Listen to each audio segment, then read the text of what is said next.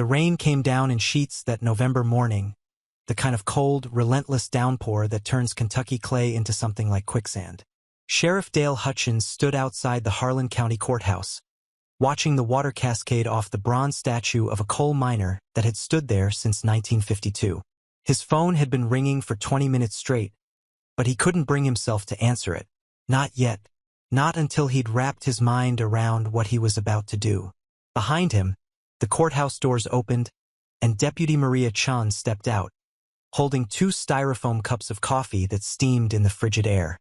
She was young, 32, with sharp eyes that missed nothing and a tendency to bite her lower lip when she was nervous. She was biting it now. "Dale," she said quietly, handing him one of the cups. "They're ready inside. The warrant's been signed." He took the coffee but didn't drink it. Instead, he stared at the liquid's dark surface, watching ripples form as raindrops fell into it. "You know what this is going to do to this town, Maria?" "I know what not doing it would do," she replied, her voice steady despite the tremor in her hands. "We've got DNA evidence. We've got timeline corroboration. We've got 3 separate witnesses who've come forward after 13 years. This isn't some witch hunt." "No," Dale said, finally meeting her eyes. "It's worse than that. It's the truth." The case had been cold since April 17, 2011. Paisley James had been 23 years old when she disappeared from the parking lot of the Mountain View Diner, a greasy spoon on Route 421 that served the best biscuits and gravy in 3 counties. She'd been a waitress there, working double shifts to pay for nursing school at Southeast Kentucky Community College. Everyone knew Paisley. Everyone loved her. She had a laugh that could fill a room, the kind that made strangers smile even if they didn't know what was funny. She wore her dark hair in a ponytail that swung when she walked, and she had a habit of humming old country songs while she refilled coffee cups. Dolly Parton, mostly, sometimes Patsy Cline. She'd moved to Harlan from Louisville 3 years earlier, escaping something she never talked about, building a new life from scratch in a town that asked few questions and offered quiet acceptance. The night she vanished, the diner had been unusually busy. A truck convoy had stopped through, 18-wheelers carrying coal equipment to mines further east. The cook, Raymond Talley, remembered Paisley joking with the drivers, remembered her pocketing $70 in tips and declaring she'd finally saved enough to buy new textbooks for her anatomy class. Her shift ended at 11. Security footage showed her leaving through the back door at 11:17 p.m., walking toward her car, a powder blue 1998 Honda Civic with a dented rear bumper and a bumper sticker that read, "Nevertheless." She persisted. She never made it to the car. The Civic sat untouched in the parking lot for 3 days before Raymond called the police. By then, the trail was cold. No witnesses. No evidence of struggle. No body. Just an empty parking lot and a town full of questions that hardened into grief, then into resignation, and finally into the kind of silence that settles over a community when hope dies. Dale Hutchins had been a deputy back then, working under Sheriff Tom Brennan, a hard man who'd run the county with an iron fist for 26 years. They'd searched for Paisley for months, dragged the Cumberland River, combed through abandoned mine shafts, interviewed everyone who'd been at the diner that night. They found nothing. Tom retired in 2014, his failure to solve the case eating at him until the day he died of a heart attack in 2019. Dale had taken over as sheriff, and he'd inherited not just the badge but the weight of Paisley's ghost. Now, 13 years later, the ghost had a name, and the name was going to destroy everything. Maria checked her watch. "We need to go, Dale. If we wait any longer, word's going to get out before we can make the arrest." Dale drained his coffee in one long swallow, feeling the burn all the way down. "Let's do this." They drove through town in Dale's cruiser, windshield wipers beating a steady rhythm against the rain. Harlan had changed little since 2011. The same storefronts lined Main Street, Keller's Hardware, Rosie's Bakery, the First Baptist Church with its white steeple pointing toward gray skies.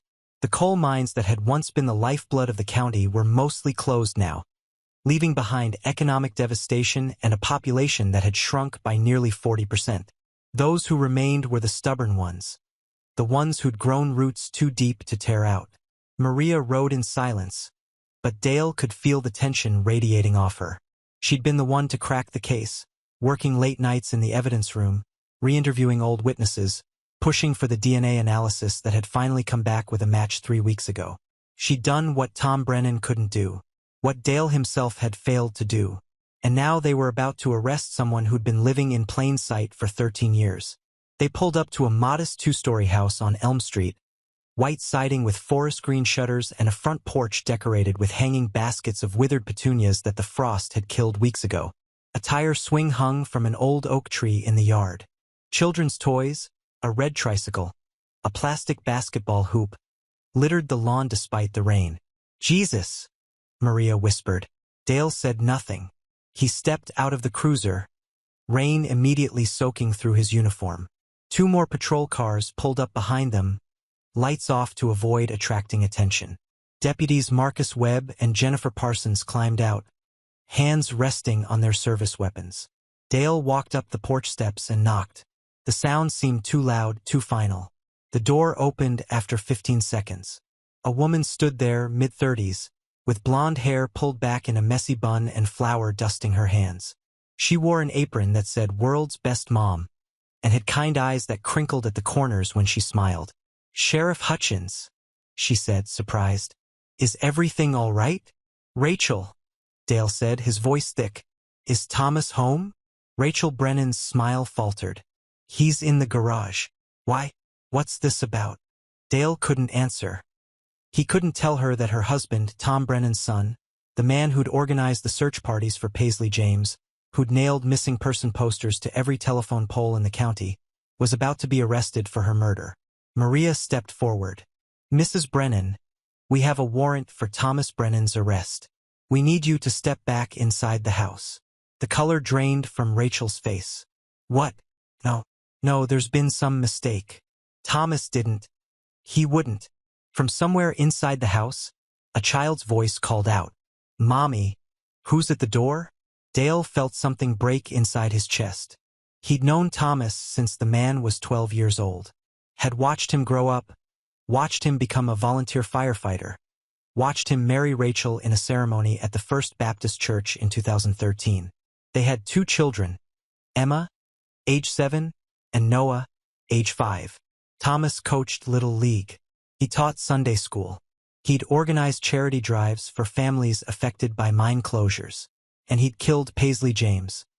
Preparing and narrating this type of story took us long efforts and hard work. So if you are enjoying the story, please consider subscribing to our channel. The DNA evidence was irrefutable. A cold hit in the Cody's database from a cigarette, but found 15 feet from Paisley's abandoned car. Analysis delayed for years due to budget constraints and backlog. When it finally ran, it matched a sample Thomas had voluntarily given during the original investigation. Eager to help, eager to prove his innocence. The cigarette but placed him at the scene. Timeline analysis showed he'd left a poker game at his father's house at 11:05 p.m., claiming he needed to pick up diapers at the 24-hour Walmart. He'd returned at 12:30 a.m. Walmart had no record of him on their security footage. New witnesses had emerged after Maria reopened the case and issued a public appeal. A trucker named Vernon Mills came forward, saying he'd seen a man matching Thomas's description arguing with a woman in the Mountain View parking lot that night, close to 11:30 p.m. He'd driven past, not thinking much of it. Another witness, a teenager named Corey Stevens, now 27, said he'd been smoking weed behind the diner and had seen Thomas's truck, a burgundy Ford F-150 with a distinctive Confederate flag bumper sticker, parked near the tree line around 11:45 p.m. And then there was the location. 6 months ago, a hunter named Pete Randall had been tracking deer in the Daniel Boone National Forest, 40 miles southeast of Harlan, when his dog started digging near the base of a limestone cliff. Pete found a shallow grave.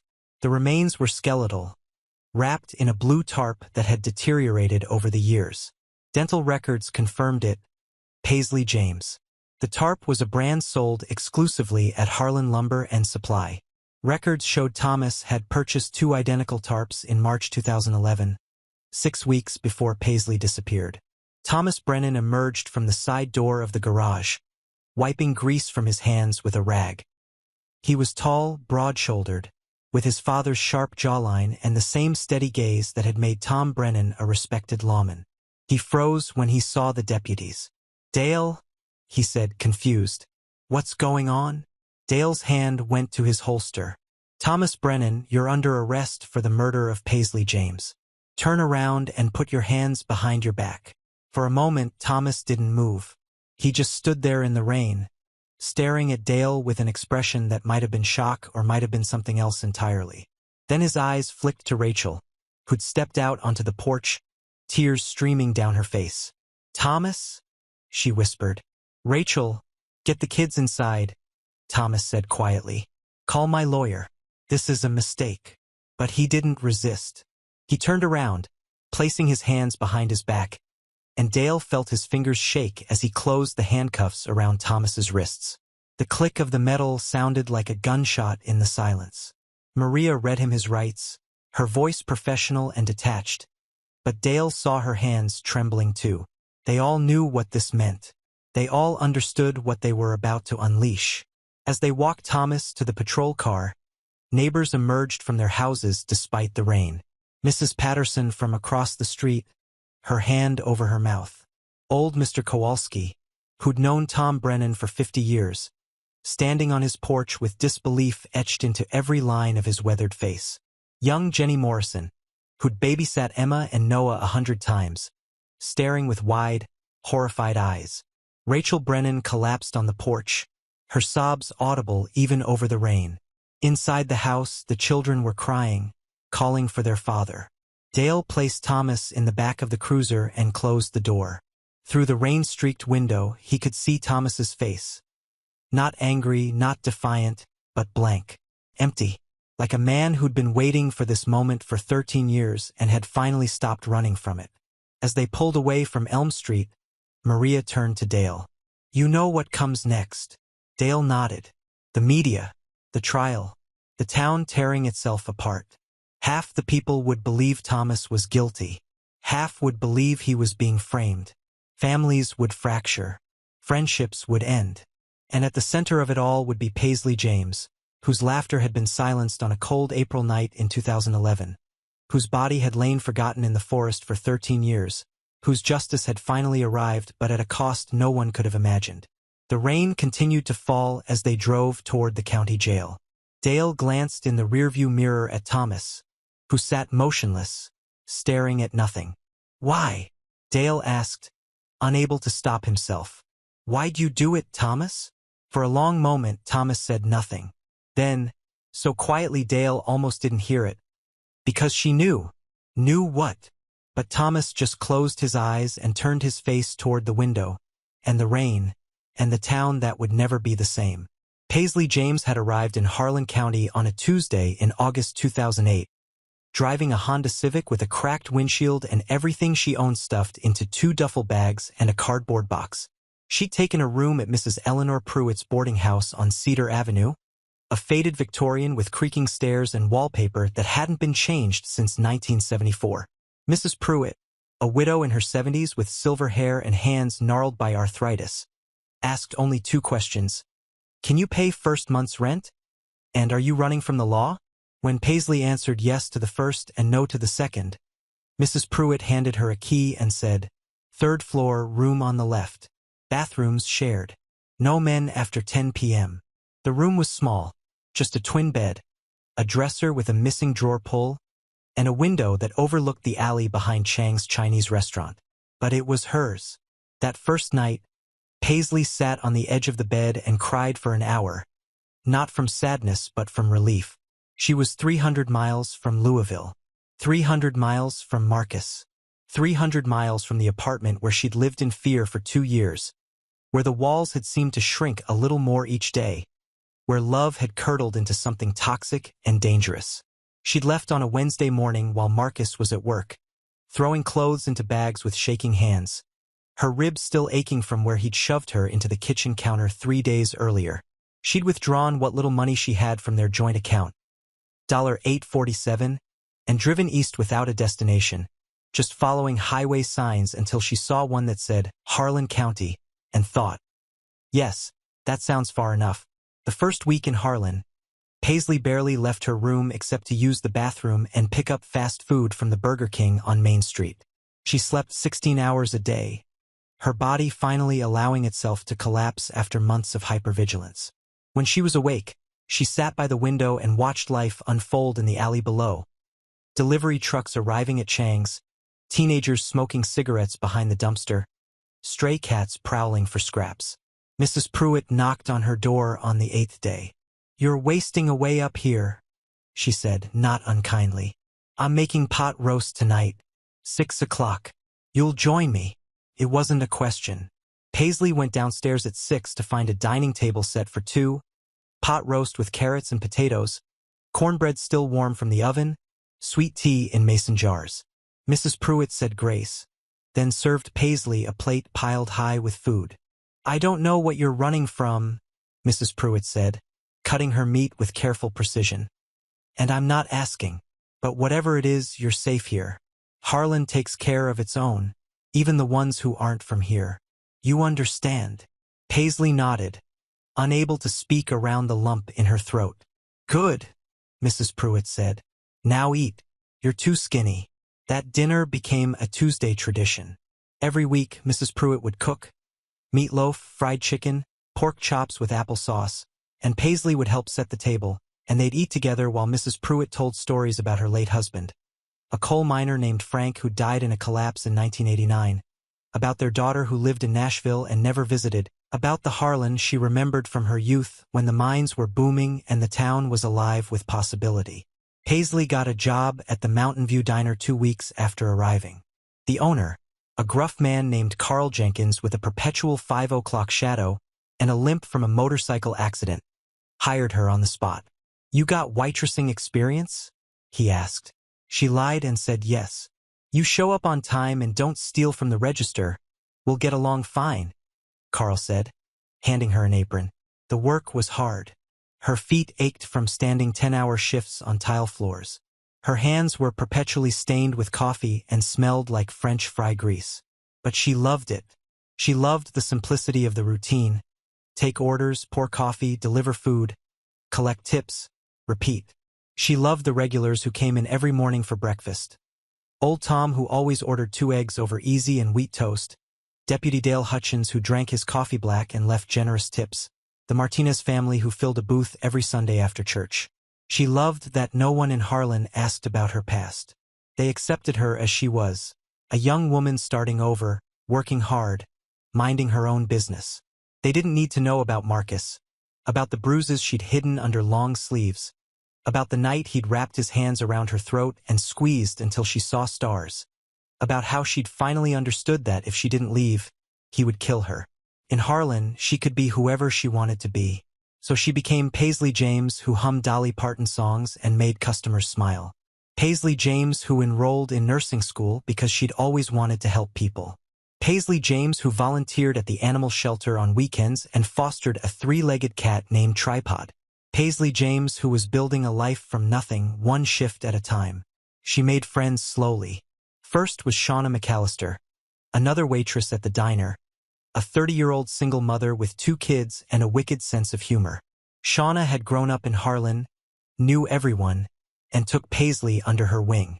She taught Paisley which customers tipped well and which ones would try to stiff you, which booth had a wobbly table, how to sweet-talk Carl when you needed time off. "You're doing good, hon," Shauna said one night as they cleaned tables after the dinner rush. "I know it's hard starting over in a new place, but you're fitting in. People like you." Paisley wiped down the counter, her back to Shauna so her friend wouldn't see the tears in her eyes. "I like it here," she said quietly. "I feel safe." "You are safe," Shauna said firmly. "Whatever you left behind, it's behind you now. This is your home." Home. The word still felt foreign to Paisley, but every day it felt a little more real. She decorated her boarding house room with posters from the dollar store and a lampshade found at a thrift shop. She started going to the First Baptist Church on Sundays, not because she was particularly religious, but because she liked the sense of community, the way people shook her hand and welcomed her, the potluck lunches where everyone brought casseroles and desserts. She met Thomas Brennan at one of those potlucks in October 2008. He was 23, same age as her, tall and handsome with an easy smile. He introduced himself as the sheriff's son, said he was studying criminal justice at the community college, said he wanted to follow in his father's footsteps. They talked for 30 minutes about nothing important, the weather, the food, how good Mrs. Patterson's pecan pie was. Before he left, he asked if he could call her sometime. Paisley hesitated. She wasn't ready. Marcus was still too fresh in her mind, the memory of his voice still echoing in her nightmares. But Thomas had kind eyes and a gentle manner, and Shauna, who'd been eavesdropping shamelessly from the dessert table, gave her an encouraging thumbs up. "Sure," Paisley said. "I'd like that." They went on their first date 2 weeks later. Dinner at an Italian restaurant in a neighboring town, then a movie, some romantic comedy. Paisley forgot about 10 minutes after leaving the theater. Thomas was a perfect gentleman. He opened doors, paid for everything, didn't try to kiss her at the end of the night. When he dropped her off at Mrs. Pruitt's, he said, "I had a really nice time. Can I see you again?" Paisley said yes. They dated for 6 months. Thomas took her to local football games, to county fairs, on drives through the mountains where the autumn leaves turned the hillsides into paintings of red and gold. He introduced her to his father, Sheriff Tom Brennan, a stern man with steel-gray hair and a firm handshake who looked Paisley up and down and said, "You treating my son right?" When Paisley stammered that she hoped so, Tom's face cracked into a rare smile. "Good," he said. "Welcome to the family." But Paisley ended it in April 2009, gently but firmly. Thomas was wonderful, attentive, caring, respectful. But she wasn't ready. The shadow of Marcus still loomed too large. She needed time to heal, to figure out who she was without fear, without someone else's expectations shaping her. Thomas took it well, or seemed to. "I understand," he said, though his eyes were hurt. "But if you ever change your mind, I'm here." They remained friends, or tried to. It was awkward at first, seeing each other at church, at the diner where Thomas sometimes stopped for lunch, at community events. But eventually, the awkwardness faded into something comfortable. Thomas started dating other people. Paisley focused on school, on work, on herself. By 2011, Paisley had been in Harlan for nearly 3 years. She was 6 months away from getting her nursing degree. She'd moved out of Mrs. Pruitt's boarding house and into a small apartment above the hardware store. A 1-bedroom with a kitchenette and a bathroom that had decent water pressure. She'd saved almost $4,000, tucked away in a coffee can under her sink. Money she was putting toward a down payment on a real car, maybe even a small house someday. She had a life, a real life, and she was happy. On the morning of April 17, 2011, Paisley woke up to sunlight streaming through her bedroom window. She made coffee, scrambled eggs, sat at her tiny kitchen table with her anatomy textbook open in front of her. She had an exam coming up on the cardiovascular system, and she was determined to ace it. She spent 2 hours studying, highlighting passages, making flashcards, whispering terms to herself: atrium, ventricle, aorta, pulmonary artery. At noon, she walked to the diner for her shift. It was a beautiful day, unseasonably warm for April, the kind of day that made you believe winter was finally over. The mountains were green with new growth, and the air smelled like honeysuckle and fresh-cut grass. She passed the First Baptist Church, where workers were hanging a banner announcing the Easter service. She waved to Mr. Kowalski, who was sweeping his porch. She stopped to pet a golden retriever tied up outside the hardware store, laughing when it licked her hand. The shift was busy. A church group from Virginia was passing through, heading to some mission trip in Tennessee, and they filled half the diner's tables. Paisley took orders, refilled drinks, delivered plates of burgers and fries and pie. She joked with the customers, recommended the cherry pie over the apple, told them about the scenic overlook 5 miles down the road where they could pull over and take photos. During her break, she sat in the back alley with Shauna, both of them eating leftover biscuits and drinking sweet tea. Shauna was talking about her son's upcoming birthday party, stressing about whether she could afford a bounce house rental. "You're gonna be there, right?" Shauna asked. Tyler would be heartbroken if Miss Paisley didn't come. "Wouldn't miss it for the world," Paisley said, smiling. "I'll bring cupcakes." "You're the best," Shauna said, bumping Paisley's shoulder with her own. "I don't know what I'd do without you, girl. You're like the sister I never had." Paisley felt warmth spread through her chest. Family. That's what Shauna was. What Mrs. Pruitt was. What Harlan had become. This collection of people who'd taken in a stranger and made her one of their own. The evening shift was even busier. The truck convoy rolled in around 9, 18-wheelers hauling equipment to mines in Virginia. The drivers were tired, hungry, loud. They filled the booths and the counter, ordering everything on the menu. Paisley worked non-stop for 2 hours, her feet screaming, her apron stained with ketchup and gravy. But she was smiling. She was making good tips. One driver, a man with a thick Louisiana accent, left her a $20 bill on a $12 tab and told her she had the prettiest smile he'd seen in 3 states. By the time her shift ended at 11, she'd made $70 in tips. She stood in the diner's tiny bathroom, counting the crumpled bills, feeling a surge of pride. This money would buy her anatomy textbooks. One step closer to graduating. One step closer to being a nurse. She said goodnight to Carl, who was locking up the kitchen. She hugged Shauna, who was working the overnight shift. She stepped out the back door into the cool April night, her purse slung over her shoulder, her keys already in her hand. The parking lot was quiet. Most of the trucks had left. Her Honda Civic sat under a streetlight, exactly where she'd parked it that afternoon. She was thinking about her exam, running through cardiovascular terms in her head. She was thinking about stopping at the 24-hour Walmart to grab milk and cereal.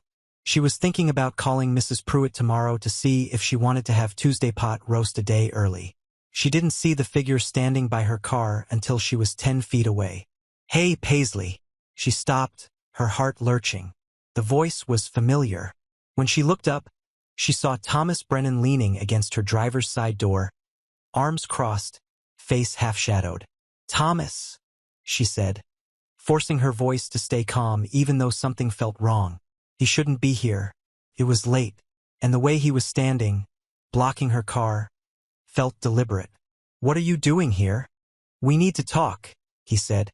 "It's late," Paisley replied, tightening her grip on her keys. "Can't this wait until tomorrow?" "No," Thomas said, and his voice had an edge she'd never heard before. "It really can't."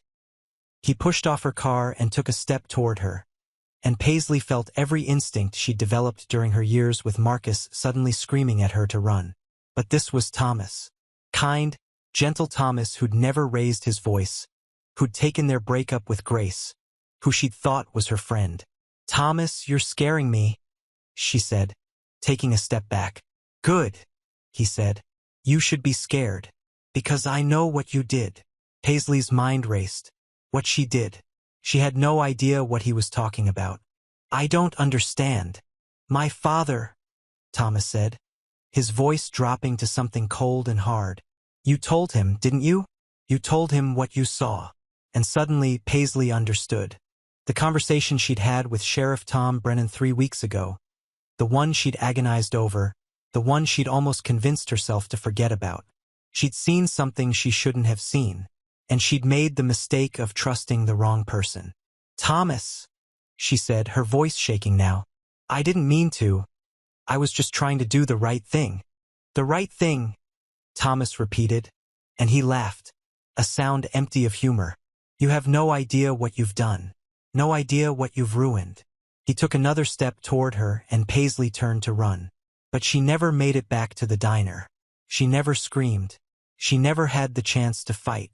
The last thing she saw was the mountain silhouette against the star-filled sky, beautiful and indifferent, and she thought of Mrs. Pruitt's pot roast, of Shauna's son's birthday party, of the nursing degree that was 6 months away, of all the tomorrows that had suddenly become impossible.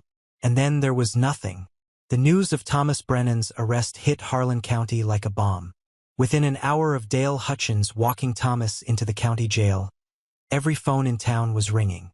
By noon, the story had spread to Lexington, to Louisville, to Cincinnati.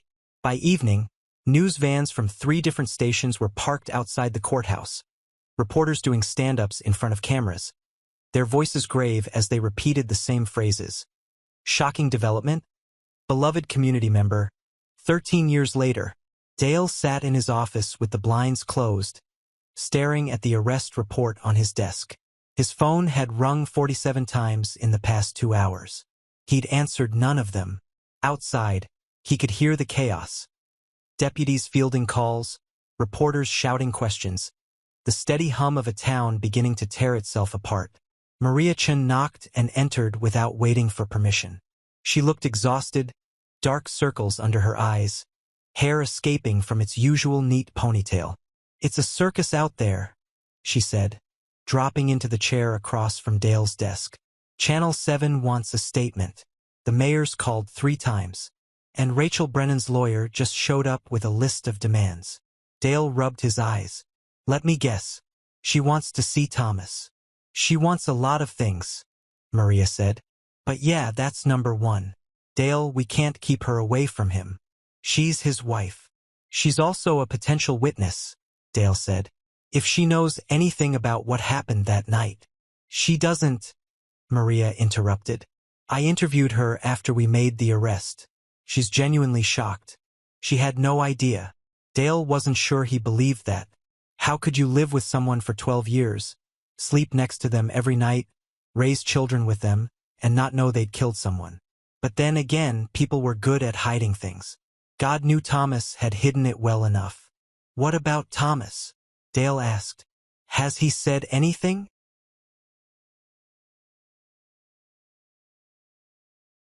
"Not a word," Maria said. "He lawyered up immediately. Bill Masterson drove down from Lexington. High-powered defense attorney, probably costs more per hour than I make in a week. They've been in the conference room for the past 90 minutes. Dale wasn't surprised. Bill Masterson was one of the best criminal defense lawyers in Kentucky, known for taking impossible cases and somehow winning them. If anyone could mount a defense for Thomas, it was him. "We need to talk to the witnesses again," Dale said. "Vernon Mills, Corey Stevens, anyone else who might have seen something that night. We need our case to be airtight." Maria nodded. "I'm already on it. I've got Marcus Webb tracking down Mills. He's working construction in Tennessee now. And I'm meeting with Stevens tomorrow morning." A knock interrupted them. Deputy Jennifer Parsons stuck her head in. "Sheriff, there's someone here to see you. Says it's urgent." "Who?" Dale asked, already exhausted by the thought of another conversation. "Mrs. Eleanor Pruitt," Jennifer said. "She's pretty insistent." Dale exchanged a glance with Maria, then nodded. "Send her in." Mrs. Pruitt entered the office like a small but determined force of nature. She was 79 years old now, her silver hair pulled back in a tight bun, her back straight despite the arthritis that Dale knew pained her.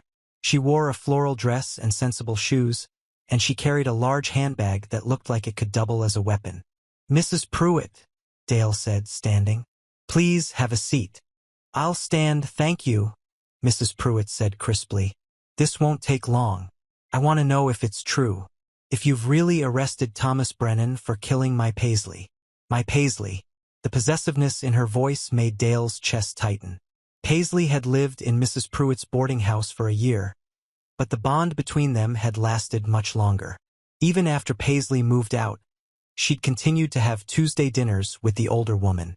Mrs. Pruitt had been one of the first to report Paisley missing, had organized search parties, had kept a candle burning in her window for years. "It's true," Dale said quietly.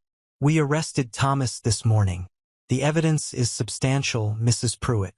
DNA, witness testimony, physical evidence from the burial site." Mrs. Pruitt's face crumpled for just a moment, a flash of grief so raw it was painful to witness. Then she straightened, her jaw setting in a hard line. "That boy," she said. "I welcomed him into my home. He came to those Tuesday dinners. He sat at my table and ate my food and smiled at me, and all the while he knew. He knew what he'd done to her." "Mrs. Pruitt?" Maria started, but the older woman cut her off with a sharp gesture. "No," she said. "I need to say this. Paisley was special. She was kind and good, and she'd been through hell before she came here. She told me some of it, not everything, but enough. She came to Harlan to heal, to start over, to be safe. And someone took that from her. Took everything from her. And it was someone we all trusted. Her voice broke on the last word. How do we live with that, Sheriff? How do we live knowing we failed her? Dale had no answer. The guilt sat in his stomach like a stone. They had failed Paisley. He had failed her.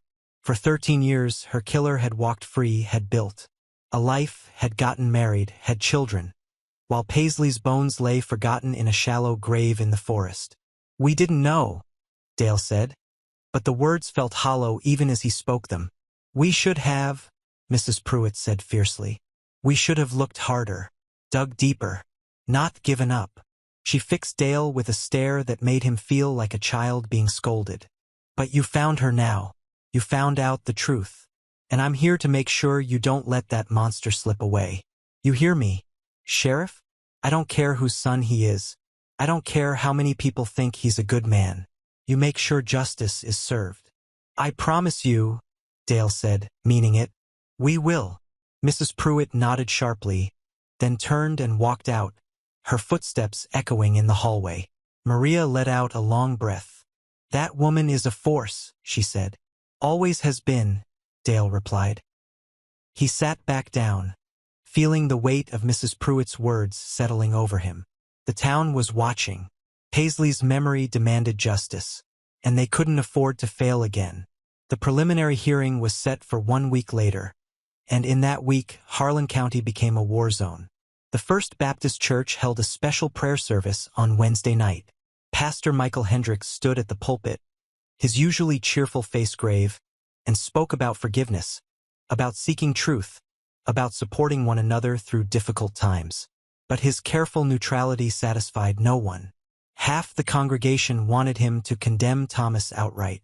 The other half felt he should be defending a man who'd been a faithful member of the church for decades, who'd taught Sunday school, who couldn't possibly have done what he was accused of. The service ended early when Mrs. Patterson stood up in the middle of a hymn and shouted, "How can you all sing Amazing Grace when a murderer sat in these pews for 13 years? Mrs. Kowalski shouted back, "Innocent until proven guilty." And suddenly everyone was yelling, old friendships fracturing in real time, voices bouncing off the vaulted ceiling in an ugly cacophony. Pastor Hendricks tried to restore order, but it was useless. People stormed out in groups, those who believed Thomas was guilty and those who refused to accept it, drawing battle lines that would define the town for months to come. At the Mountain View Diner, Shauna McAllister struggled to keep working. Customers came in not for food but for gossip, trying to pump her for information about Paisley. What had she been like? Had she ever mentioned Thomas? Did she seem afraid of anyone? Shauna answered what she could, but mostly she just wanted to scream. Paisley had been her best friend, her sister in all but blood, and now everyone wanted to turn her memory into a spectacle, a true crime story to dissect and analyze. On Thursday, someone spray-painted "Justice for Paisley" on the side of the courthouse in 3-foot-tall letters. On Friday, someone else painted over it with "Free Thomas." By Saturday, the police had to station a deputy there full-time to prevent further vandalism. Rachel Brennan retreated into her house on Elm Street with Emma and Noah, refusing to speak to reporters, refusing to answer her door. Her sister drove in from Nashville to stay with her, and neighbors reported hearing crying that lasted through the night. The children didn't understand. Noah kept asking when Daddy was coming home. Emma, older and more aware, had nightmares. Thomas's lawyer, Bill Masterson, held a press conference on Saturday morning. He stood on the courthouse steps, immaculately dressed in a charcoal suit, silver hair gleaming in the November sun, and delivered a statement with the confidence of a man who'd won dozens of impossible cases. "My client, Thomas Brennan, is innocent," Masterson said, his voice carrying over the crowd of reporters. "The evidence against him is circumstantial at best, fabricated at worst. Cigarette butt that allegedly places him at the scene. But how many people smoke that brand? How do we know it was even his? Witness testimony from individuals who waited 13 years to come forward. Why now? Why not during the original investigation when memories were fresh?" He went on, systematic and damning. The burial site evidence? The tarps could have come from anywhere. The purchase records proved nothing. The timeline? Thomas had been out running errands that night, just as he'd always said. The lack of alibi? Not having a solid alibi doesn't make someone a murderer. It makes them unlucky. This is a rush to judgment, Masterson concluded. A desperate attempt by law enforcement to close a cold case, to give the community closure, regardless of whether they've arrested the right man. Thomas Brennan is a devoted husband, a loving father, a respected member of this community, and we will prove his innocence in court. The press conference was effective. By that evening, #FreeThomas was trending on social media. Online true crime communities were divided. Some called it a clear case of small-town corruption, of police targeting the sheriff's son to settle old scores. Others saw it as obvious. The boyfriend always did it, they said, and Thomas had means, motive, and opportunity. Maria Chun watched the press conference on her laptop in her apartment. Her jaw clenched. "He's good," she muttered to herself. "Masterson's really good." But she also knew their case was solid. She had to believe that. She'd spent months building it, verifying every piece of evidence, checking and rechecking witness statements. The DNA didn't lie. The timeline didn't lie. And somewhere in all of this was the truth about what had happened to Paisley James on that April night in 2011. She pulled up the case files on her computer, spreading documents across her small dining table. Crime scene photos, interview transcripts, timeline reconstructions. She'd read them hundreds of times, but she read them again, looking for anything she might have missed. Vernon Mills had been driving his truck east on Route 421 around 11:30 p.m. on April 17, 2011. He'd seen a man and woman in the Mountain View parking lot, near the edge under the trees. The man was tall, broad-shouldered, wearing a baseball cap. The woman was smaller, dark-haired, gesturing animatedly. They appeared to be arguing. Vernon had driven past without thinking much of it. Couples argued all the time. It was only when Maria tracked him down in September 2024 and showed him photos that Vernon said, "Yeah, that could have been him. The build's right. Can't say for certain, but it could have been." Could have been wasn't ideal, but it was something. Corey Stevens had been more definitive. Now 27, working as a mechanic in a neighboring county, Corey had come forward after seeing Maria's public appeal on Facebook. He'd been 19 in 2011, smoking weed behind the diner with friends. He remembered seeing Thomas's truck, distinctive because of the Confederate flag bumper sticker that Thomas had removed years ago, but that Corey remembered vividly from high school. The truck had been parked near the tree line around 11:45 p.m., engine running. Corey hadn't thought anything of it at the time. Lots of people parked in that lot. But then that girl went missing, Corey had said during his interview. And I remember thinking, weird that Thomas's truck was there. But then nobody asked me about it, and I figured if the sheriff's son was involved, somebody would have noticed. And then years went by, and I don't know, I forgot about it. Until I saw your post. Maria had pressed him. "Are you absolutely certain it was Thomas Brennan's truck?" "100%, Corey had said. "I know that truck. We went to school together. And that bumper sticker, he was the only one who had one like that. Everyone gave him crap about it. The DNA evidence was the strongest piece. The cigarette butt had been found 15 feet from Paisley's car, partially hidden in dead leaves. The original investigation had collected it but hadn't prioritized testing. There had been dozens of cigarette butts in that parking lot, and budget constraints meant they'd focused on more promising evidence. When Maria finally got it tested in 2024, it came back as a match to Thomas Brennan's DNA profile. Masterson would argue contamination, would argue that Thomas could have been at the diner any time and dropped that cigarette butt on any day. But Maria had checked. Thomas had told investigators in 2011 that he hadn't been to the Mountain View Inn at least a week before Paisley disappeared. His presence there that night contradicted his original statement. Preparing and narrating this type of story took us long efforts and hard work. So if you are enjoying the story, please consider subscribing to our channel. The tarps from Harlan Lumber and Supply were harder to prove. Yes, Thomas had purchased 2 tarps in March 2011. But so had 37 other people. The tarp that Paisley's remains had been wrapped in was too degraded for fingerprints or other trace evidence. It was damning but not definitive. What they really needed was motive. Why would Thomas kill Paisley? They dated briefly years before she died. But by all accounts, the breakup had been amicable. They'd remained friends. There was no evidence of stalking, no threatening messages, no signs of obsession. Unless Paisley had known something worth killing for. Maria's mind kept circling back to Thomas's words in the patrol car. Because she knew. Knew what? She pulled up a file labeled, Tom Brennan Background Investigation. After Thomas's arrest, Maria had started digging into his father's record, looking for anything that might provide context. Tom Brennan had been sheriff for 26 years, from 1988 to 2014. By most accounts, he'd been a good lawman, tough but fair, respected by the community. But there had been whispers. There always were with men who held power that long. Allegations of evidence tampering in a drug case in 2007, dismissed for lack of proof.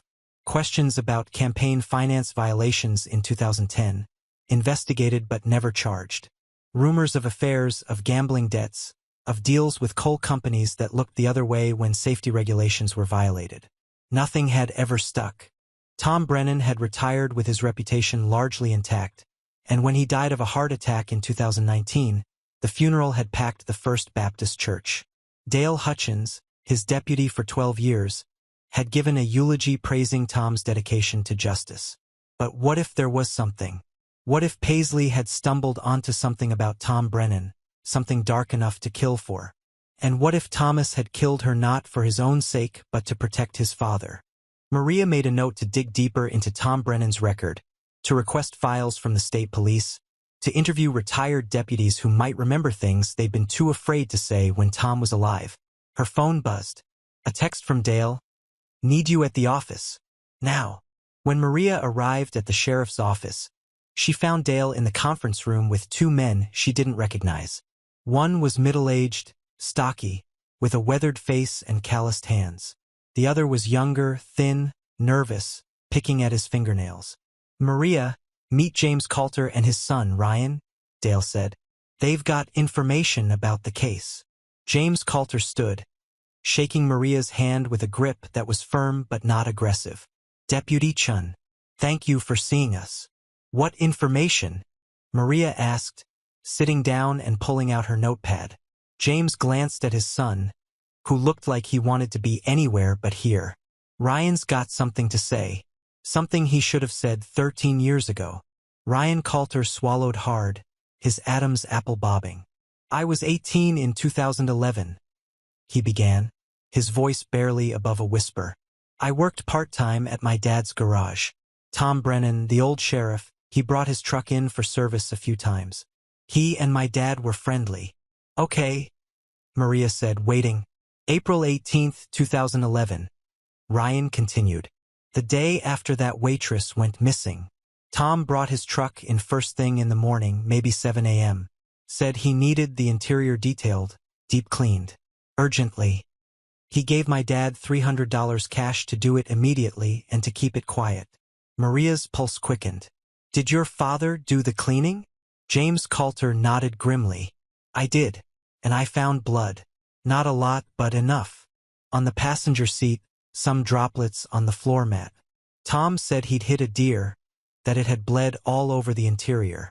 I didn't question it. He was the sheriff. You don't question the sheriff. Why didn't you come forward when Paisley James was reported missing? Maria asked, trying to keep the anger out of her voice. Because I'm a coward, James said bluntly. Because Tom Brennan had power in this county, and I had a business to protect and a family to feed. Because I convinced myself it really was dear blood, that there was an innocent explanation. Because I've regretted it every day for 13 years. Ryan spoke up, his voice shaking. I wanted to say something back then, but Dad wouldn't let me. Said we'd both end up in jail if we accused the sheriff without proof. But when I heard about Thomas getting arrested, I can't live with this anymore. If Tom killed that girl, if Thomas helped him or covered for him, people need to know. Maria looked at Dale, whose face was grim. This changed everything. If Tom Brennan had killed Paisley or been involved in some way that gave Thomas a motive, he'd been protecting his father. And if Tom's truck had blood in it the day after Paisley disappeared, did you keep any evidence? Maria asked James. The floor mats, photographs, anything? James shook his head. I threw everything away. The mats, the cleaning supplies, all of it. I'm sorry. I know that doesn't help you now. But you'll testify to this? Dale asked. Both of you. Father and son exchanged a glance, then nodded. We will, James said. Whatever it takes to make this right. After the Coulters left, Maria paced the conference room while Dale sat with his head in his hands. Tom Brennan, Dale said quietly. Jesus Christ. He killed her. We don't know that for certain, Maria said. But her mind was already racing through the possibilities. But if he did, if Thomas knew or found out, that's motive. That's why Thomas killed Paisley. She saw something, knew something about Tom, and she had to be silenced. But why would Paisley have information about Tom? Dale asked. Maria pulled out her laptop, opening files rapidly. We need to go back through Paisley's last few weeks. Who did she talk to? Where did she go? Was there any interaction with Tom Brennan that we missed? They spent the next 4 hours combing through old records. Phone records, Paisley's cell had been pay-as-you-go, records incomplete. Bank statements, nothing unusual. Work schedules, normal shifts at the diner. Class attendance, perfect record at the community college. It was nearly midnight when Maria found it. A notation in one of the original investigator's notes, something that had seemed insignificant at the time. PJ visited TB at Sheriff's office on March 29, 2011. Duration: approximate 20 minutes. Purpose unknown. She went to see Tom Brennan 3 weeks before she died, Maria said, pointing at the screen. Why? Dale leaned over, reading the note. The investigator didn't follow up on it. Why would they? Maria said. Everyone was looking for a random abduction, a drifter, someone passing through town. The idea that the sheriff himself might be involved? That would have been unthinkable. We need to find out what Paisley told Tom that day, Dale said. How? Maria asked. Tom's dead. Paisley's dead. And Thomas isn't talking. Dale stood, grabbing his jacket. Then we find someone who does know. Someone who might have been privy to Tom's secrets. Who? His wife, Dale said. Thomas's mother, Janet Brennan. Janet Brennan lived in the same house she'd shared with Tom for 40 years. A modest ranch on the outskirts of town with a view of the mountains. She was 71 now, her hair white, her hands trembling with early-stage Parkinson's. She'd been a school librarian for 35 years before retiring, beloved by generations of children who'd grown up with her reading them stories. Dale knocked on her door at 8 a.m. the next morning, Maria beside him. They debated whether to call ahead, but Dale worried Janet would refuse to see them if she knew why they were coming. Janet opened the door in a bathrobe, surprise and then wariness crossing her face when she saw them. Dale, she said. Deputy Chun. This is unexpected. I'm sorry to come by so early, Mrs. Brennan, Dale said. But we need to talk to you about Tom. And about Thomas. Janet's face hardened. My son is innocent. May we come in? Maria asked gently.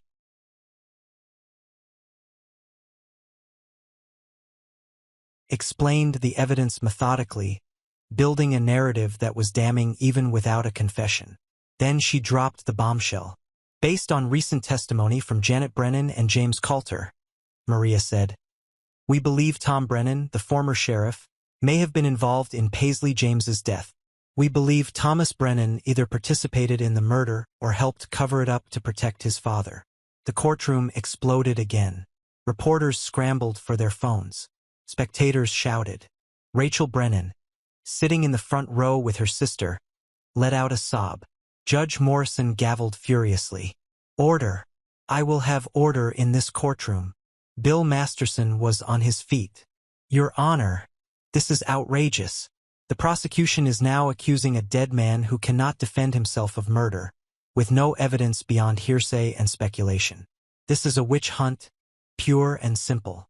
Your Honor, Sarah Whitmore said calmly, we have testimony about blood in Sheriff Brennan's vehicle the day after the victim disappeared. We have testimony that the victim visited Sheriff Brennan 3 weeks before her death. We have evidence that Sheriff Brennan may have been engaged in an extramarital affair. These facts are relevant to establishing motive. Motive for whom? Masterson demanded. My client or his dead father? The Commonwealth seems to be throwing accusations at both men, hoping something sticks. Judge Morrison held up a hand. Enough. This is a preliminary hearing, not a trial. Ms. Whitmore, do you have evidence directly linking Thomas Brennan to the murder of Paisley James? We have DNA evidence placing him at the scene, Your Honor. We have witness testimony suggesting he was present when Paisley disappeared. We have his prior relationship with the victim and potential motive to silence her if she knew something damaging about his father. We believe that's sufficient probable cause. Judge Morrison considered for a long moment. This court finds that the Commonwealth has presented sufficient evidence to establish probable cause that a crime was committed and that the defendant may have committed it. Thomas Brennan will be bound over for trial. Bail is set at $1 million. This hearing is adjourned. The gavel came down, and chaos erupted. Thomas Brennan made bail 3 days later. The money posted by a coalition of supporters who believed in his innocence. He returned home to Elm Street, to Rachel and the children, to a house that felt like a prison. Reporters camped outside. Neighbors whispered. His children were bullied at school. Dale Hutchins began receiving death threats. Anonymous letters calling him a traitor, accusing him of framing Thomas to advance his own career. Someone slashed the tires on his cruiser.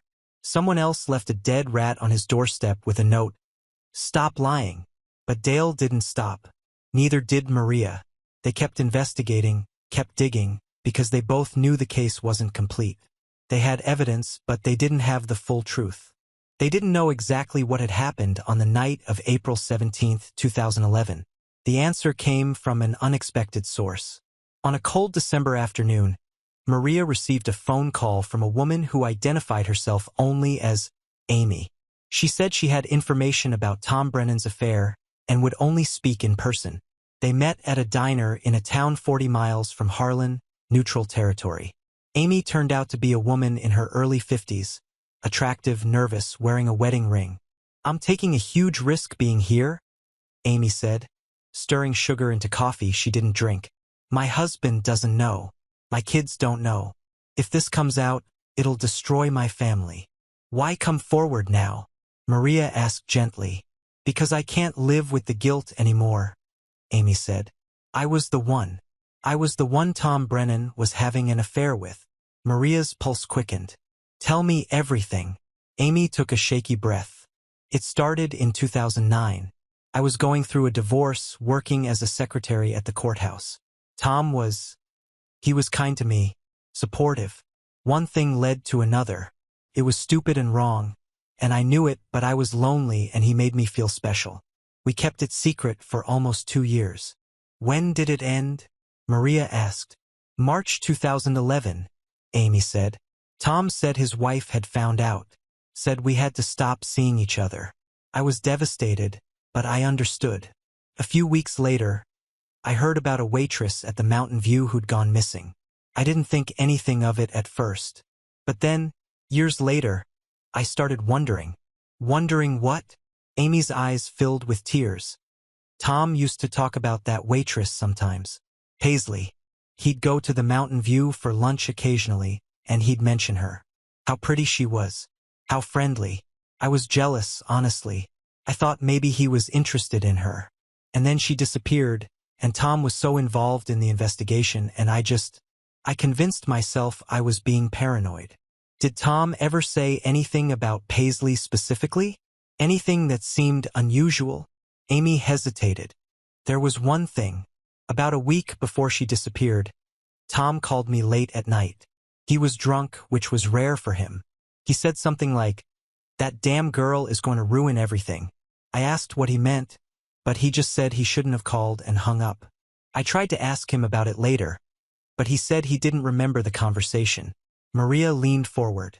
Amy, do you think Tom killed Paisley? I don't know, Amy whispered. I really don't know, but I think he might have. And if his son helped him or covered for him, then maybe Thomas deserves to be in prison. But if Thomas didn't know, if he's innocent, God, I don't know what's right anymore. Did you ever meet Thomas? Maria asked. A few times at courthouse events. He seemed like a good kid, devoted to his father. Tom used to say Thomas would do anything for family. Anything for family, including murder. The breakthrough came 3 days before Christmas. Dale and Maria were in the evidence room, going through boxes from the original investigation for what felt like the 100th time. When Maria found a voice recorder in a plastic bag marked PJ Personal Effects. Did anyone ever listen to this? Maria asked. Dale checked the log. It was logged in 2011 but never transcribed. Budget cuts meant they only prioritized items that seemed immediately relevant. Janet hesitated, then stepped aside. They entered a home that looked frozen in time. Floral wallpaper, furniture from the 1980s, photographs covering every surface. Tom in his sheriff's uniform. Thomas as a boy. Thomas's wedding. Emma and Noah as babies. A family that had seemed perfect until it shattered. They sat in the living room and Dale explained as gently as he could about James Coulter's testimony. About the blood in Tom's truck, about the timing. Janet listened without speaking, her face growing paler with each revelation. When Dale finished, she sat in silence for a long moment. I don't believe you, she said finally. Tom would never. He was a good man. A good sheriff. Mrs. Brennan, Maria said carefully. Did Paisley James ever come to your house? Did she ever talk to Tom outside of official police business? Janet's hands twisted in her lap. I don't remember. Please, Dale pressed. This is important. We think Paisley might have known something about Tom. Something that got her killed. If you know anything at all, you need to tell us. I don't know anything, Janet said, her voice rising. My husband is dead. My son is in jail. My grandchildren are terrified. And you come here with these accusations. These lies. They're not lies, Maria said firmly. We have evidence. And we need the truth, for Paisley's sake. She deserves that much. Janet stood abruptly. I think you should leave. Dale stood too, but he didn't move toward the door. Janet, I worked with Tom for 12 years. I respected him. But if he did something wrong, if he hurt that girl, the truth needs to come out. For Thomas's sake as much as anyone's. Something in Janet's face cracked. She sat back down heavily, tears spilling down her cheeks. There was an affair, she whispered. Back in 2010. Tom had an affair with a woman in town. I found out in January 2011. We were trying to work through it, but I was so angry, so hurt. Tom promised it was over, said he'd ended it. But I don't know if I ever really believed him. Who was the woman? Maria asked, her heart pounding. Janet shook her head. I don't know. Tom wouldn't tell me. Said it was better if I didn't know. But there were late nights, unexplained absences. Perfume on his clothes that wasn't mine. Credit card charges at restaurants in other towns. Could Paisley have found out about the affair somehow? Dale asked. I don't know, Janet said miserably. But there's something else. Something I've never told anyone. She looked up at them, her eyes red and desperate. The night Paisley disappeared, Tom came home late. After midnight, he was agitated, nervous. He showered immediately, which was unusual. He never showered at night, always in the morning. And the next day, he cleaned out his truck, took it to James Coulter's garage. I thought it was odd, but I didn't question it. I was still so angry about the affair that I barely spoke to him. The pieces were falling into place, ugly and damning. Did Thomas know about any of this? Maria asked. I don't know, Janet said. I never told him about the affair. It was too humiliating. But he and Tom were close. Tom might have confided in him. Dale and Maria exchanged a glance. If Tom had been having an affair, if Paisley had somehow found out about it, or worse, if she'd been the one he was having the affair with, that gave Tom a motive to want her silenced. And if Thomas had known or suspected what his father had done, he might have felt compelled to protect him. But that raised another question. Who actually killed Paisley? Tom or Thomas? Or both? The preliminary hearing took place on a gray Monday morning in late November. The courthouse packed with spectators, reporters, and a town divided against itself. Bill Masterson sat at the defense table with Thomas Brennan, both men in dark suits, projecting an image of confidence and innocence.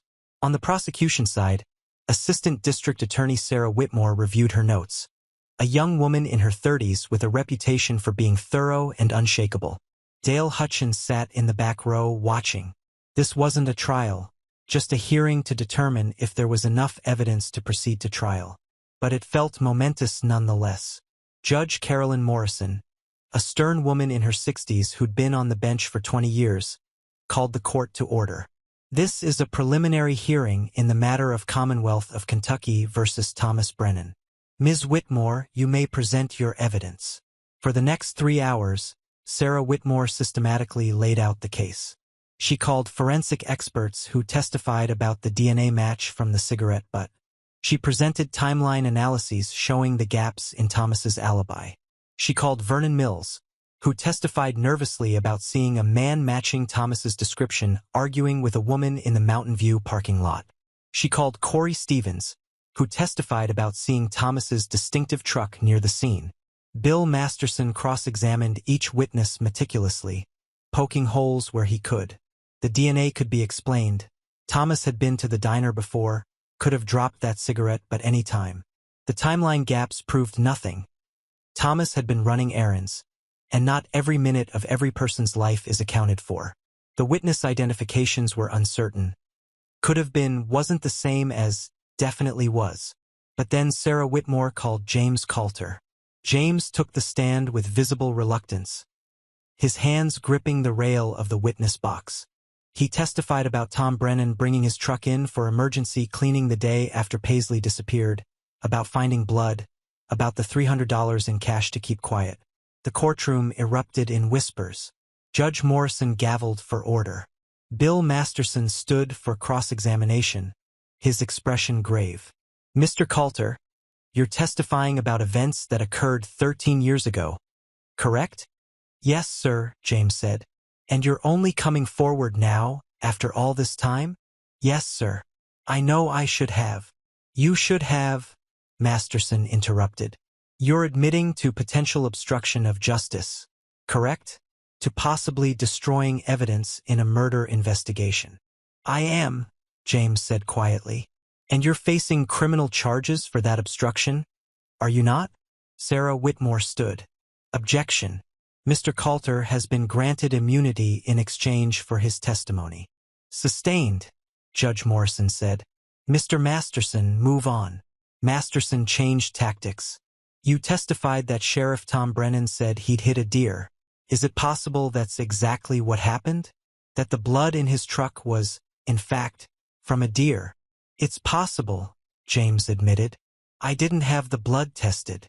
So you have no definitive proof that the blood was human, let alone that it belonged to Paisley James? No, sir. But the timing. The timing is circumstantial, Masterson said sharply. People hit deer all the time in this county. Don't they, Mr. Coulter? They do, but no further questions. Sarah Whitmore called her final witness, Maria Chun. Maria took the stand, her heart pounding but her voice steady. She testified about reopening the cold case, about tracking down witnesses, about the discovery of Paisley's remains. Maria plugged the recorder into her laptop. The audio was poor quality, scratchy, but audible. It was Paisley's voice, recording what sounded like study notes for her nursing class. Cardiovascular system consists of the heart, blood vessels, and blood. The heart has 4 chambers. The right atrium, right ventricle. The recording continued for several minutes. Medical terminology in Paisley's steady voice. Maria was about to fast forward when a different section began. Paisley's voice again, but lower, upset. March 29, 2011. I don't know if I should be recording this, but I need to document it somewhere in case something happens. I went to see Sheriff Brennan today. I told him what I saw last night. I was driving home from Shauna's house around midnight, taking the back road by the old Morrison farm. I saw a truck parked on the side of the road, and I recognized it. Sheriff Brennan's truck. There was another car there too. I wouldn't have thought anything of it, but as I drove past, I saw the sheriff and another woman in the truck.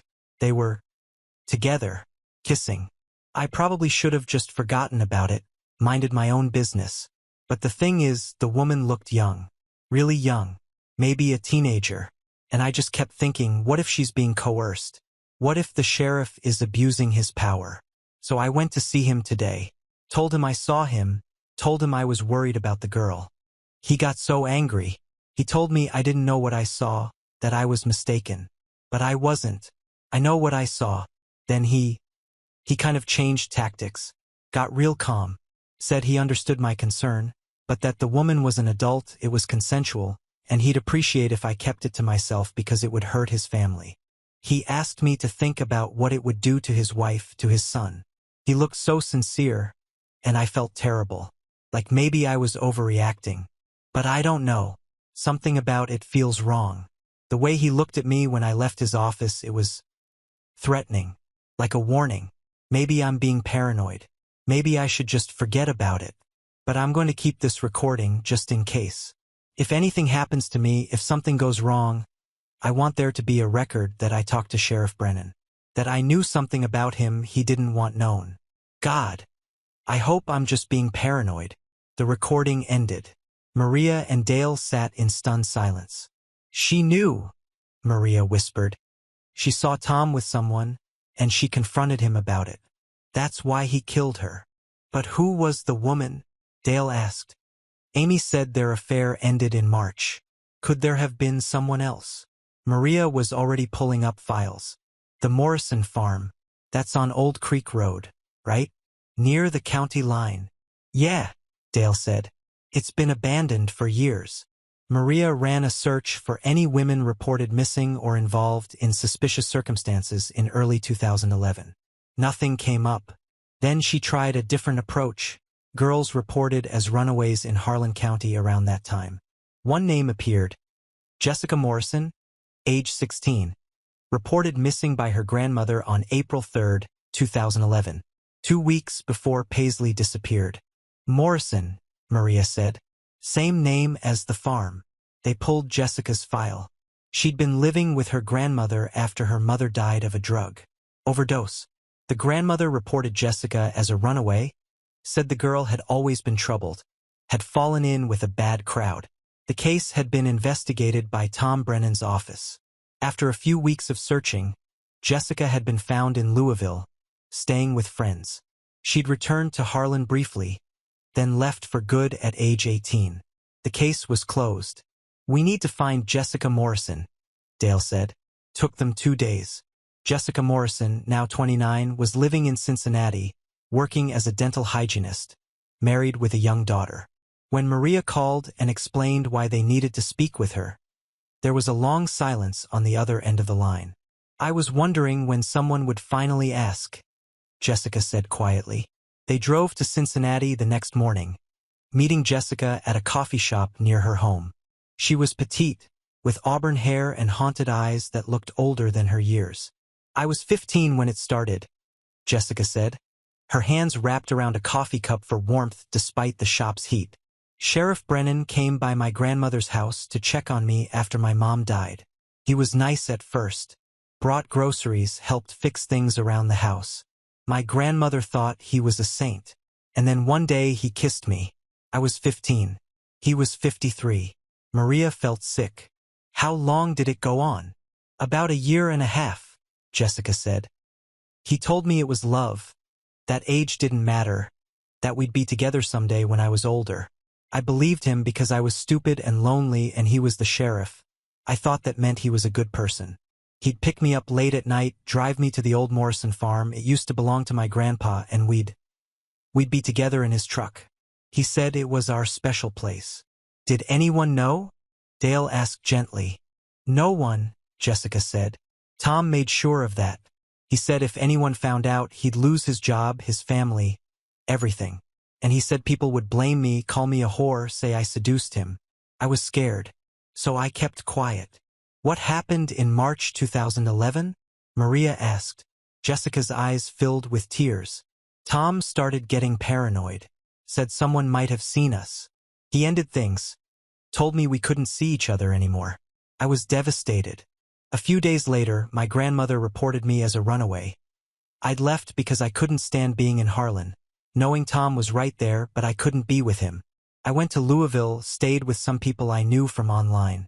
Tom's office investigated, but Tom made sure I wasn't brought back. He wanted me gone. Do you know anything about Paisley James? Maria asked. Jessica nodded slowly. I heard she disappeared right around the time I left. Years later, when I was older and understood what Tom had done to me, that it was abuse, not love, I started thinking about it, wondering if maybe she'd seen something, if maybe Tom had hurt her to keep his secret. But I had no proof, and I was too scared to come forward. Tom Brennan was powerful. Even after he retired, he still had connections. I thought if I said anything, no one would believe me. Or worse, they'd believe me and I'd become the girl who destroyed his reputation. The homewrecker. The liar. Tom Brennan is dead, Dale said. He can't hurt you anymore. And we need your testimony to understand what happened to Paisley. Jessica wiped her eyes. Will I have to testify publicly? Tell everyone what he did to me? Possibly, Maria said honestly. I won't lie to you, Jessica. This will be hard. But you can help us get justice for Paisley. And for yourself. Jessica was quiet for a long moment. Then she straightened her shoulders. Okay, she said. I'll testify. Tom Brennan stole 2 years of my life. He made me believe I was special when really he was a predator. If he killed that woman to protect his secret, then everyone needs to know the truth. Even if it's painful. Even if it destroys his memory. Especially if it destroys his memory. The revelations hit the town like an earthquake. News broke that Tom Brennan, the respected sheriff, had sexually abused a minor. That Paisley James had witnessed evidence of his affair and confronted him about it. That Tom had killed Paisley to silence her, and Thomas had helped him dispose of the body. The community fractured completely.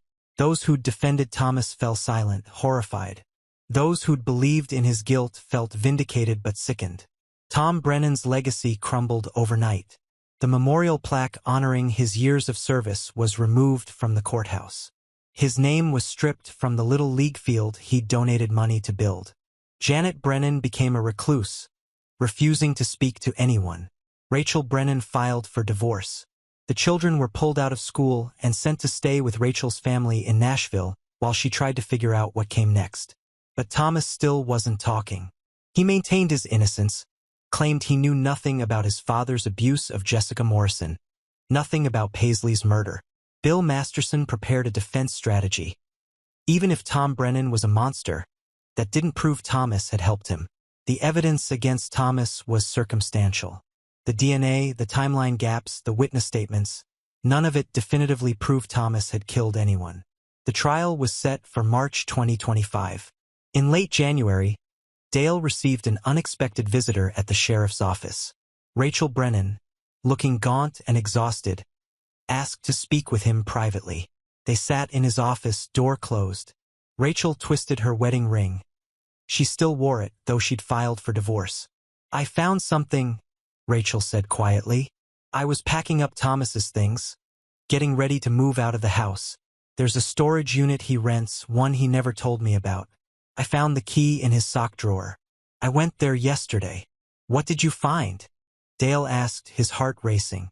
Rachel pulled a folded piece of paper from her purse and handed it to him with shaking hands. A letter from Thomas to his father. I don't think he ever sent it. It was in a box with other papers, old bills, receipts, junk. But this is different. Dale unfolded the letter.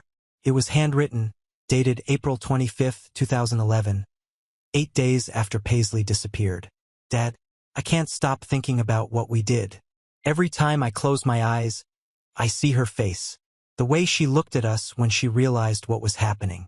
The fear in her eyes. I keep telling myself it was necessary, that she would have destroyed you, destroyed our family. But I can't stop seeing her. You said it would get easier with time, that the guilt would fade. But it's only getting worse. I dream about her every night. I hear her voice. Sometimes I think I see her on the street, and my heart stops before I remember she's gone. I know I can never tell anyone. I know we have to carry this secret to our graves. But I need you to know that I'm struggling. I'm barely holding it together. Rachel keeps asking if I'm okay, and I have to lie to her face. I have to pretend everything is fine when nothing will ever be fine again. We killed her, Dad. We killed an innocent woman. And I don't know how to live with that. Thomas. Dale read the letter 3 times, his hands trembling. This was it. The confession they needed. Thomas admitting, in his own handwriting, to participating in Paisley's murder. After discovering overwhelming evidence in Thomas Brennan's storage unit, including a burner phone with incriminating texts, clothing with Paisley's DNA, and receipts for a shovel purchased the day after her death, prosecutors offered Thomas a plea deal. He refused, wanting to defend his father's memory in court. The trial began on March 10, 2025, 3 weeks of methodical presentation of evidence. DNA, witnesses, Paisley's voice recording, and Jessica Morrison's testimony about Tom Brennan's abuse. Thomas's defense argued he'd acted under duress, manipulated by his father, but prosecutors countered that he'd had 5 years after Tom's death to come forward and chose silence instead. After 6 hours of deliberation, the jury found him guilty of first-degree murder. He received life without parole. At sentencing, victim impact statements filled the courtroom. Mrs. Pruitt, Paisley's elderly landlady, spoke of betrayal. Thomas had eaten at her table while knowing what he'd done. Shauna McAllister described years of explaining to her son why Miss Paisley wasn't coming back. Thomas finally admitted guilt, acknowledging his weakness and fear, but it came too late.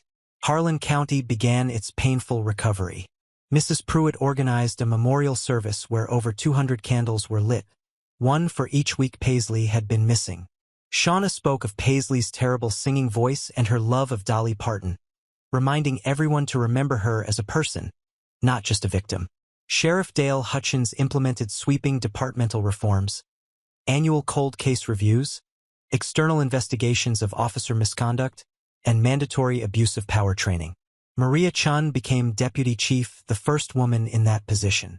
The old boys network that protected Tom Brennan crumbled as complicit officers were pushed out or prosecuted.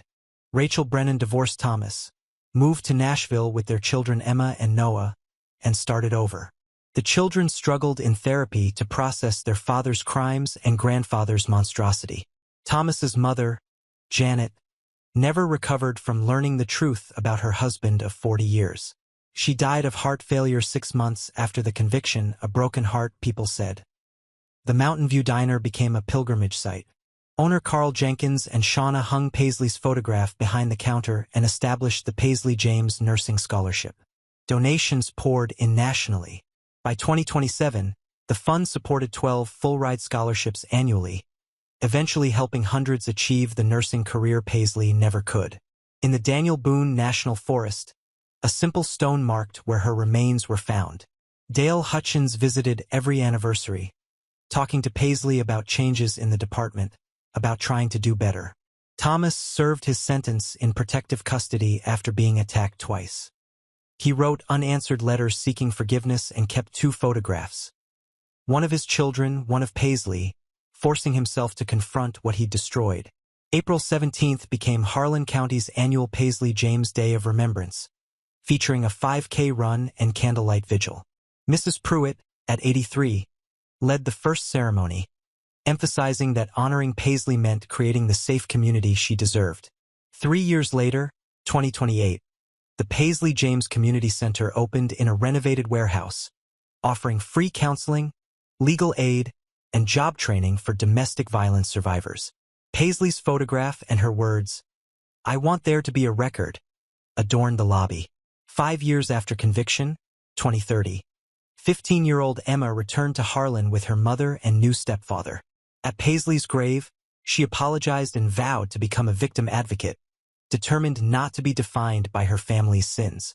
7 years later, 2032, the first Paisley James Criminal Justice Reform Fellowship funded research into police accountability. The resulting thesis became required reading in Kentucky law enforcement academies, leading to statewide reforms.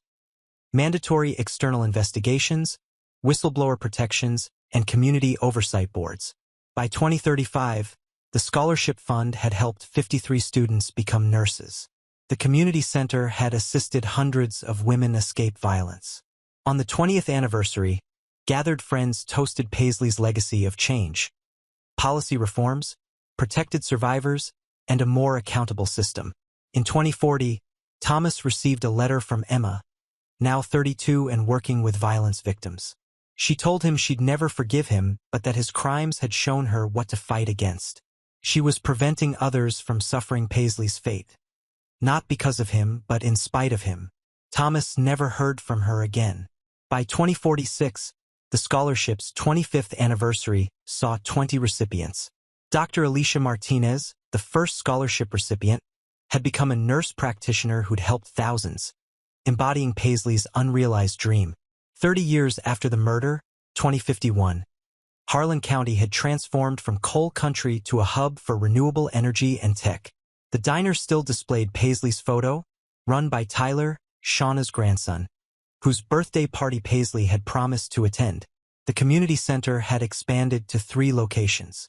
Jessica Morrison published a best-selling memoir about surviving abuse by law enforcement, dedicating it to Paisley and donating proceeds to fight child sexual abuse. Thomas Brennan died in prison at 79, 2056, alone and unmourned. His children and ex-wife didn't attend his burial in a potter's field. No one in Harlan mourned him, but they remembered Paisley.